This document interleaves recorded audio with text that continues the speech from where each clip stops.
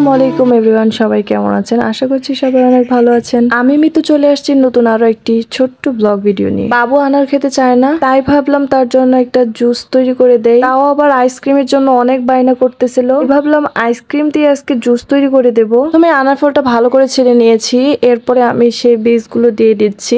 একটা ব্লেন্ডারের সাহায্যে ব্লেন্ড করে নেব। আনার ফল এভাবে করে ও খেতে কিন্তু খুবই পছন্দ করে। আবার এমনি থেকে সে খায় না, শুধু জুস করে বানিয়ে দিলেই শুধু খায়। বুঝি না কেন এমন করে সে। পরে একটু চিনি দিয়ে দিলাম, এখানে পরিমাণ অনুযায়ী দিবেন, যেহেতু আয়নের আব্বুর জন্য বানাচ্ছি এই জন্য একটু বেশি করে চিনিটা দিলাম। আর যেহেতু তার মুখের রুচি খুব একটা ভালো নেই, যার জন্য আমি কিন্তু এইভাবে করে বানিয়ে দিচ্ছি। এখানে কিছুটা পরিমাণ লবণ দিলাম। যদিও এটা ঠান্ডা একটু খারাপ লাগবে, তবে অনেকক্ষণ আগে আমি কিন্তু আনার ফল বের করে রাখছিলাম, সেটা কিন্তু খুব একটা ঠান্ডা ছিল না। আর এটা ঠান্ডায় বের করছিলাম, একটু পানি দিয়ে গুছি, তাতে অতটা ঠান্ডা বোঝা যায়নি। আর কিছুক্ষণ পরে তাকে খেতে দিয়েছিলাম জুসটা বানার পর।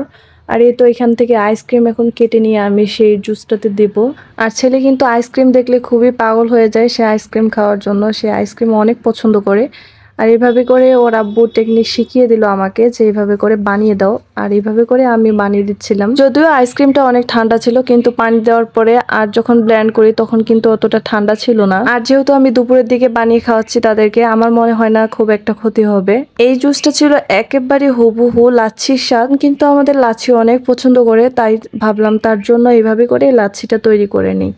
আর এটাও ইউনিক বুদ্ধিটা তার বাবারই ছিল। ব্যাস সবকিছু দিয়ে ব্লেন্ড করে নিয়েছি, হয়ে গেছে আমাদের লাচ্ছি। এবার ঢালার পালা। দেখেন তো কত সুন্দর হয়েছে, কালারটাও অনেক সুন্দর হয়েছে। কিন্তু আমার বাবাটা কিন্তু এই খাওয়াটা অনেক পছন্দ করে, সে কিন্তু ওই দিক থেকেই বলতেছে আম্মু আমাকে দাও আমাকে দাও। আর আমি তাকে বলছিলাম দাঁড়াও বাবা একটু শুট করে নেই, তারপর না হয় তুমি খাইও।